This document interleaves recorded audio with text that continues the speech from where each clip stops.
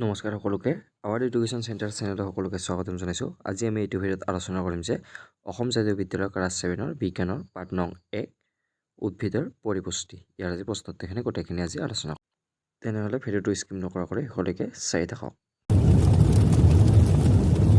প্ৰথমতে আমাৰ 1 নম্বৰত দি আছে যে খালী ঠাই পূৰ কৰে। ইয়াৰে প্ৰথম 1 নম্বৰ প্ৰশ্নটো আমাৰ দি আছে যে সালোক সংশ্লেষণ কৰা উদ্ভিদৰ পৰিপুষ্টিক ইয়াত আমি খালীখিনি লিখিম যে স্বপক্ষী পৰিপুষ্টি বলে এনেকৈ লিখিম। তাৰপিছত 2 নম্বৰটো দি আছে যে আমাৰ প্ৰশ্নটো যে ৰাফলেচিয়া এবিধ ইয়াত আমি খালী ঠাইখিনি লিখিম যে আমি আন গছৰ শিপাত গজা পৰজীৱী এনেকৈ লিখিম। তাৰপিছত 3 নম্বৰ প্ৰশ্নটো দি আছে যে ইয়াৰ পিছত 3 নম্বৰ প্ৰশ্নটো যে বেংছটা এবিধ ইয়াত আমি খালী ঠাইখিনি লিখিম যে মৃতজীৱী উদ্ভিদ ফেকুৰ এনেকৈ লিখিম। তাৰপিছত 4 নম্বৰ প্ৰশ্নটো আমাৰ দি আছে যে সালোক সংশ্লেষণত ইয়াত আমি খালী ঠাইখিনি লিখিম যে অক্সিজেন গেছ উৎপন্ন হয় এনেকৈ লিখিম। তাৰপিছত 5 নম্বৰটো দি আছে যে আমাৰ কলচী উদ্ভিদ এবিধ ইয়াত আমি খালী ঠাইখিনি লিখিম যে পতংগভোজী উদ্ভিদ এনেকৈ বা এইখিনি লিখিলে হৈ যাব। তাৰপিছত প্ৰশ্নখিনি দি আছে ইয়াৰ পিছৰখিনি 2 নম্বৰ প্ৰশ্নটো যে শুদ্ধ উত্তৰটো বাছি উলিয়াই ইয়াৰে প্ৰথমটো আমাৰ দি আছে যে ৰদ মুকুতা এবিধ ইয়াত 1 নম্বৰ অপশ্যন দি আছে আমাৰ যে স্বপক্ষী উদ্ভিদ। 2 নম্বৰ অপশ্যন দি আছে যে আমাৰ পৰজীৱী উদ্ভিদ আৰু 3 নম্বৰ অপশ্যনত দি আছে আমাৰ যে পতংগভোজী উদ্ভিদ আৰু 2 নম্বৰ অপশ্যনত দিয়া আছে মৃতজীৱী উদ্ভিদ। ইয়াৰে আমাৰ শুদ্ধ উত্তৰটো হ'ব যে বি নম্বৰটো যে পতংগভোজী উদ্ভিদ। এইটো আমি শুদ্ধ চিন দি দিম। তাৰপিছত 2 নম্বৰ প্ৰশ্নটো দি আছে ইয়াৰে মৃতজীৱী উদ্ভিদৰ উদাহৰণ হ'ল 1 নম্বৰ অপশ্যন দি আছে যে আমাৰ কলচী উদ্ভিদ। 2 নম্বৰত দি আছে যে অৰ্থাৎ বি নম্বৰটো যে মন্ত্ৰপা। তাৰপিছত 3 নম্বৰ অপশ্যনত দি আছে যে আমাৰ যে ৰাফলেচিয়া আৰু 2 নম্বৰ অপশ্যন দি আছে যে আমাৰ ৰদ মুকুতা। ইয়াৰে আমাৰ শুদ্ধ উত্তৰটো হ'ব যে বি নম্বৰটো যে মন্ত্ৰপা। এইটো আমি শুদ্ধ চিন দি দিম। তাৰপিছত 3 নম্বৰ প্ৰশ্নটো আমাৰ দি আছে যে ইয়াৰ পিছত পত্ৰ হৰিতৰ বৰণ এ নম্বৰ অপশ্যনত দি আছে যে আমাৰ ৰংচোৱা, বি নম্বৰত সেউজীয়া, চি নম্বৰত যে মটীয়া আৰু 2 নম্বৰ অপশ্যন দি আছে আমাৰ ক'লা। ইয়াৰে আমাৰ শুদ্ধ উত্তৰটো হ'ব যে বি নম্বৰটো যে সেউজীয়া। 4 নম্বৰ প্ৰশ্নটো যে সালোক সংশ্লেষণত উৎপন্ন হোৱা জৈৱ পদাৰ্থ হ'ল 1 নম্বৰ অপশ্যন দি আছে যে প্ৰ'টিন, বি নম্বৰত ভিটামিন, চি নম্বৰত গ্লুক'জ আৰু 2 নম্বৰত দিয়া আছে আমাৰ যে স্নেহ পদাৰ্থ। ইয়াৰে আমাৰ শুদ্ধ উত্তৰটো হ'ব যে আমাৰ চি নম্বৰটো যে গ্লুক'জ। এইটো আমি শুদ্ধ চিন দি দিম। তাৰপিছত ইয়াৰ পিছৰ প্ৰশ্নখিনি আমাৰ দি আছে 3 নম্বৰ প্ৰশ্নখিনি দি আছে যে আমাৰ চমুকৈ উত্তৰ লিখা।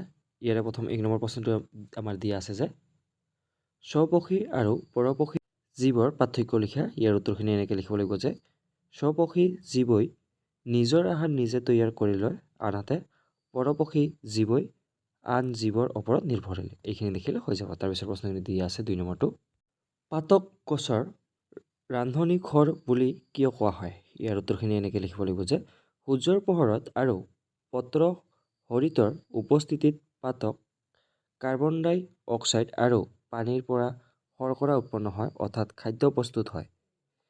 এই প্ৰক্ৰিয়াক সালোক সংশ্লেষণ বোলে, সেইকাৰণে পাতক গছৰ ৰান্ধনি ঘৰ বোলা হয়। এনেকৈ বা এইখিনি লিখিলে হৈ যাব। তাৰপিছত প্ৰশ্নটো দি আছিলে ইয়াৰ পিছত 3 নম্বৰ প্ৰশ্নটো যে মৃতজীৱিতা কি। ইয়াৰ উত্তৰখিনি এনেকৈ লিখিম যে জীৱই আন মৃত গেলা পচা জীৱৰ ওপৰত গজি তাৰ পৰা আহাৰ শোষণ কৰে।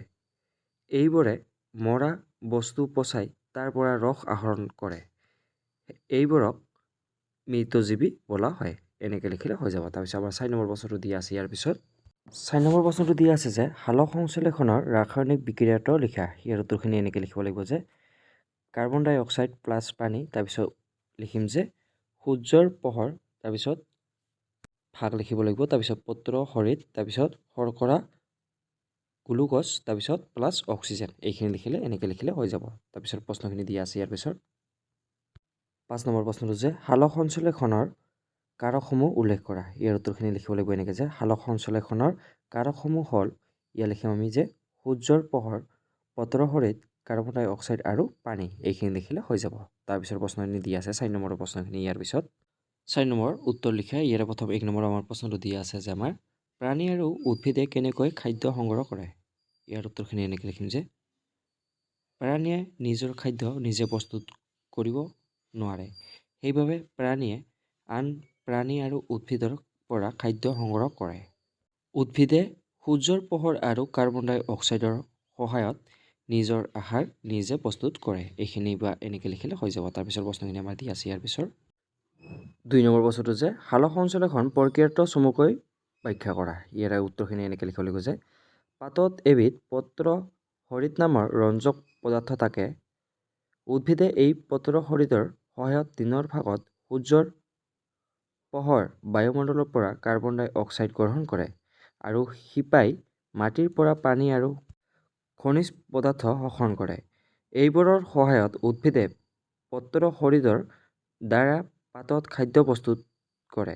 এই প্ৰক্ৰিয়াক অক্সিজেন উৎপন্ন হয়। এই প্ৰক্ৰিয়াটোক সালোক সংশ্লেষণ বোলা হয়। এনেকৈ বা এইখিনি লিখিলে হৈ যাব। তাৰপিছত প্ৰশ্নখিনি দিয়া আছে ইয়াৰ পিছত 3 নম্বৰ প্ৰশ্নটো দিয়া আছে যে জীৱৰ পৰিপুষ্টিৰ প্ৰকাৰসমূহ লিখা। ইয়াৰ উত্তৰখিনি এনেকৈ লিখিব লাগিব যে জীৱৰ পৰিপুষ্টি প্ৰধানকৈ 2 প্ৰকাৰৰ, যেনে স্বপক্ষী আৰু পৰপক্ষিত পৰিপুষ্টি। এই দুবিধ পৰিপুষ্টিৰ নাম লিখি দিলে হৈ যাব। তাৰপিছত 4 নম্বৰ প্ৰশ্নটো দিয়া আছে 4 নম্বৰটো যে পৰজীৱী হিচাপে আকাশীলতা উদ্ভিদৰ বিষয়ে লিখা। ইয়াৰ উত্তৰখিনি এনেকৈ লিখিম যে আকাশীলতা হৈছে হালধীয়া ৰঙৰ এবিধ লতাজাতীয় উদ্ভিদ। ইয়াত পত্ৰহৰিত পৰজীৱী হিচাপে নথকা বাবে ইহঁতে নিজৰ আহাৰ নিজে প্ৰস্তুত কৰিব নোৱাৰে। সেইবাবে ইহঁতে আন গছৰ ওপৰত বগাই আগুৰি ধৰে।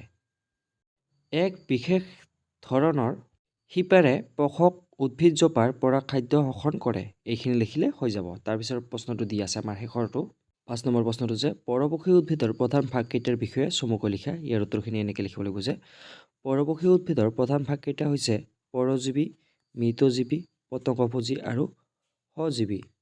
পৰজীৱী উদ্ভিদ ইহঁতে নিজৰ আহাৰ নিজে তৈয়াৰ কৰিব নোৱাৰে।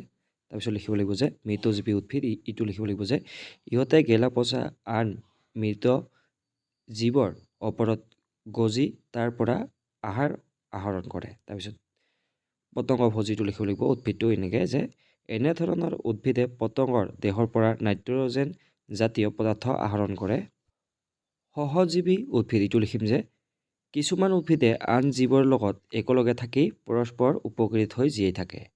আজিলৈ ইমানে আছিলে আৰু ভিডিঅ'টো যিমান পাৰে আপোনাৰ বন্ধুবৰ্গলৈ ভিডিঅ'টো শ্বেয়াৰ কৰি দিব যাতে সিহঁতৰ অলপ হ'লেও এইটো ভিডিঅ'ৰ দ্বাৰা সহায় হয়। ধন্যবাদ।